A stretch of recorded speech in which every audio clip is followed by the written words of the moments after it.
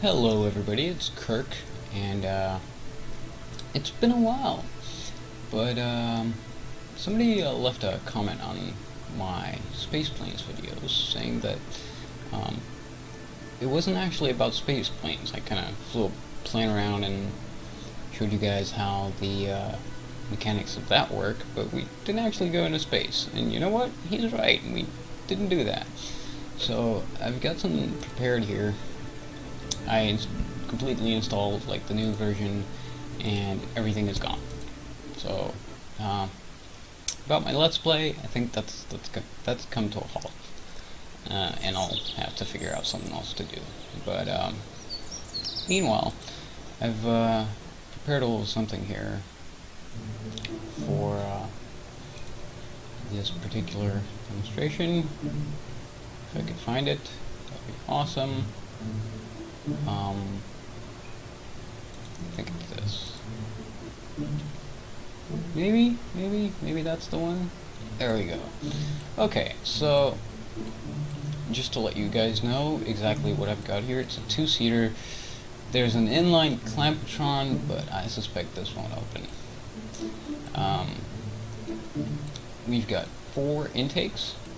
Now to get these on, you need to enable part clipping, and you do that from this menu here. You can access it by hitting Alt F12.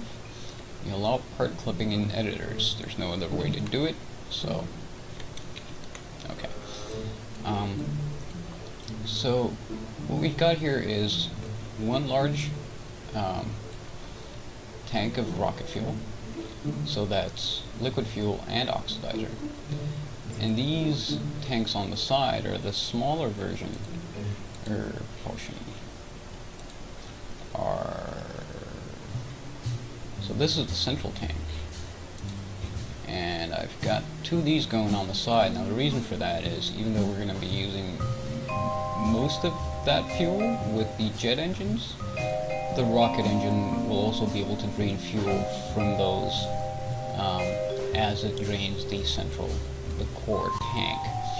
Obviously, you can tell it's a triple wing setup for maximum lift and stiffness. Lots of control surfaces all over the place. So yeah, let's go ahead and see if we can get to space. Now, the key to this, once it finishes loading, is fuel conservation. Now, fuel conservation is something you achieve by making clean maneuvers, not having to make too many corrections, and knowing exactly what your target is. So we put on the brakes, we turn on the SAS, let's keep our resources panel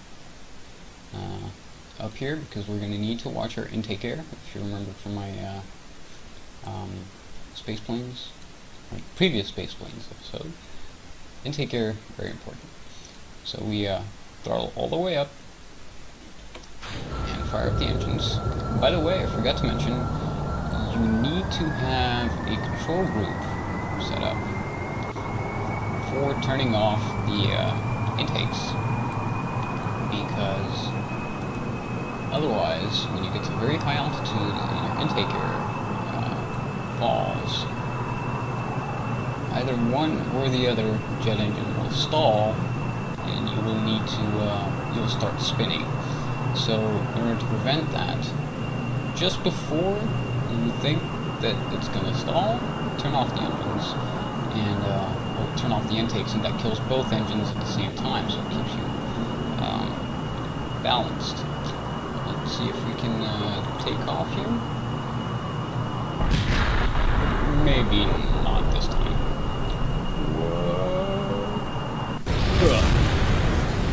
And death.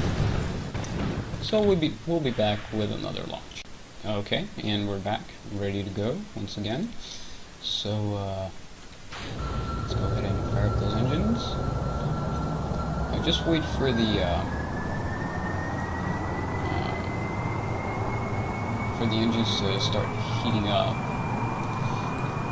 and then you remove the brakes, and you should get maximum acceleration.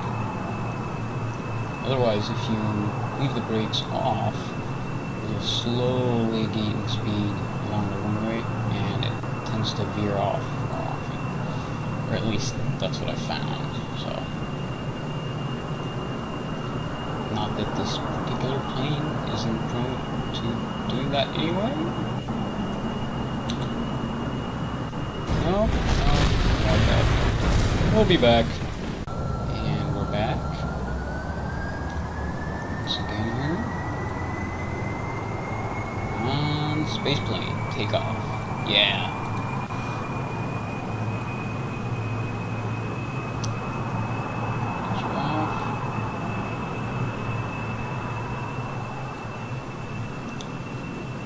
Maybe this time we can take off.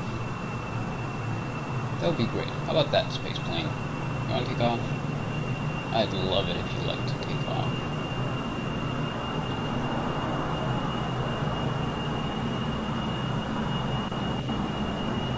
And veering off the runway again.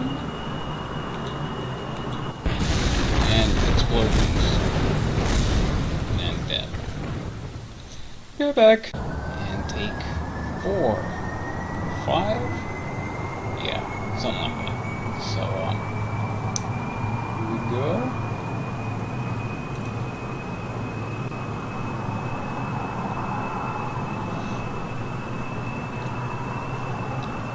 Fine controls there, maybe make a difference. Source panel.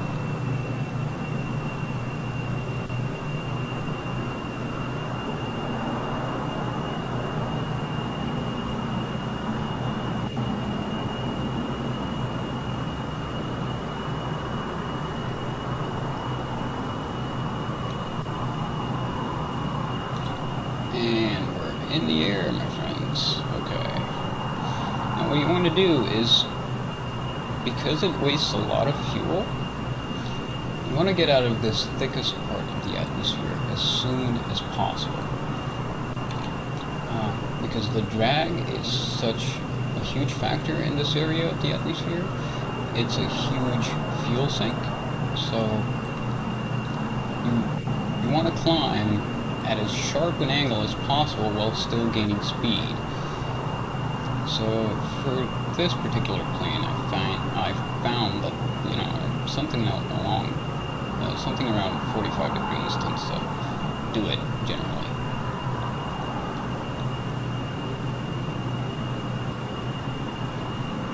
The game is very laggy for me for some reason, but I was hoping we'll be able to get there. So yeah, as sharp a climb as possible. And because this may take a while to climb to the altitude that we need, I'm gonna go ahead and pause the recording here so I don't bore you guys to death with my incredibly awesome voice. And I'll be right back. Okay, it is now almost a minute later, and we're starting to clear the thickest part of the atmosphere. As you can see, our intake air is starting to drop. So what we'll do is we're going to lower the nose into the airstream, and that will not only make us gain more speed, but will also slow down the rate at which the intake air is dropping. Now, the faster we go, the more intake air we should be taking in, but for now we're actually too slow for this altitude. So we want to stop climbing as fast so that we maintain our position in a relatively dense part of the atmosphere while we build all this speed. Now, it's critical that all of this be done quite quickly because fuel is draining, and that rocket is a fuel. It's a gas guzzler, basically. So we need to get this done ASAP. Now, as the intake air drops, we'll need to drop our thrust a little bit use up that much, and we don't run the risk of burning out our engines. Now, at 2/3 thrust, two of these engines will take about 0.05 intake air, so we're good for the time being, but we still need to climb quite a bit, and we still need to build quite a bit of speed. You can see we're fairly high up at this point, 24, closing on 25,000 meters, lowering our thrust even more, and spin out. So that's a failed launch, but we'll be back when I'm back at around this stage with the next launch. But yeah, see what I mean? One of the engines fails at a time, and so the ship tends to, well, it's spun the engine off at this point, and it's, yeah, explosions. Not something you want to happen. So you want to turn off the intakes before that happens. But at the stage we were at, we didn't have enough speed, so that wasn't really an option. So we'll be back. Alright, so we're back at around 20,000 meters, 12 meters per second, and we're just starting to throttle down here to see how long it'll take it to make sure that we are actually building speed as we're building altitude, preferably without stalling our engines,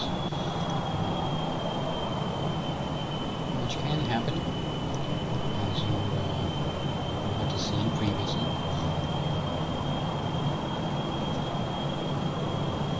And this is a very delicate, very sensitive maneuver, so set of maneuvers. So one more step here, and the whole mission could, we have to start all over again. So being extra careful, so forgive my non-talking here, because I really, really like to go to space today.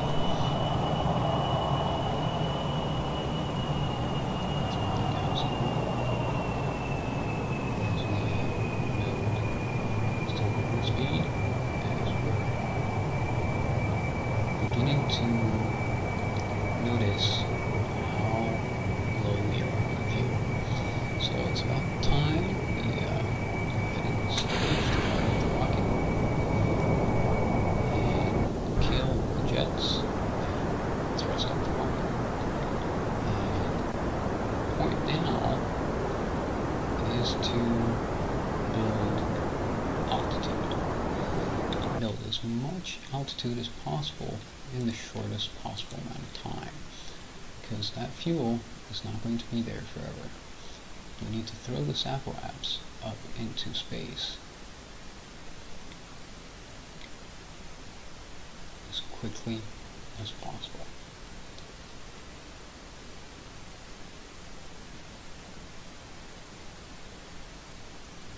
Keep an eye on our nav ball there, so we don't actually point our nose too far away from the prograde marker, because that will mean we are,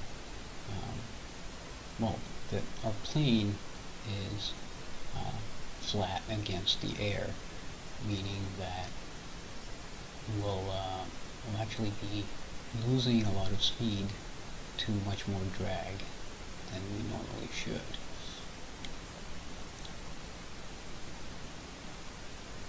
We need to get this apparatus into space. Hopefully by not burning too much more fuel. Okay, there it is. Just cut the engine right there. Nearly 2,000 meters a second. That's better speed than many of my previous tries, so I'm really hopeful about this one, guys. But it's 2 minutes away, so we're gonna time accelerate here.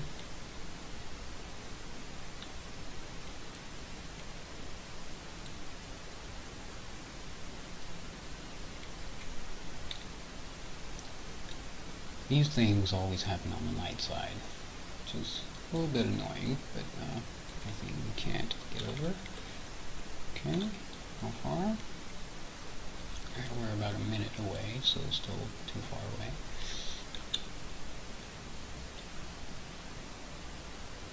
We want to burn as close as possible to the apoapse, because that's the point at which these burns are the most efficient. So I'm probably going to start burning around T-minus 10 seconds to apoapse.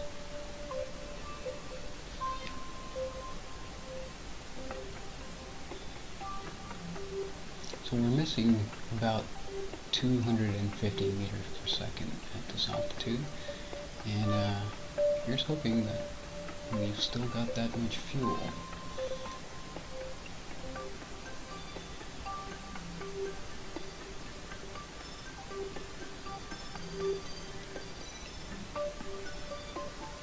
Okay, here we go. I want to make sure that apoapse stays in front of us, and that we're definitely pointing prograde.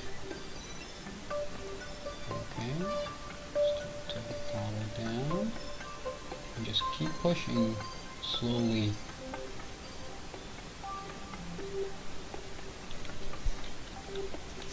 Okay, throttle down again. Throttle up some more. It's going to be really, really close if we do get it.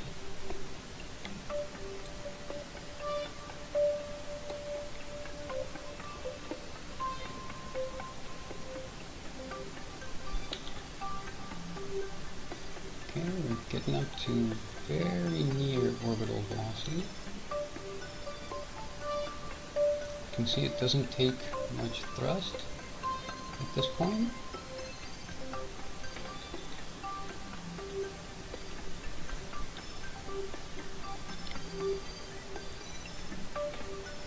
Periapsis is 48.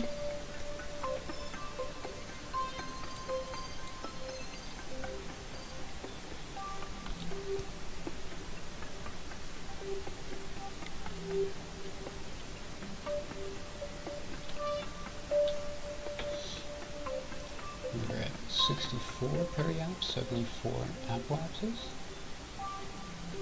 Make sure we're dead on the prograde marker. And we are in space on both sides. So I guess this makes our little contraption here a single stage to orbit space plane. That is pretty awesome.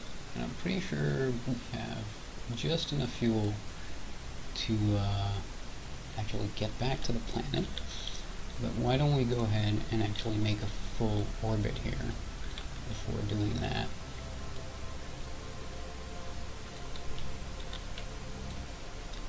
So, you know, we can enjoy the sunrise and sunset within a matter of minutes of each other.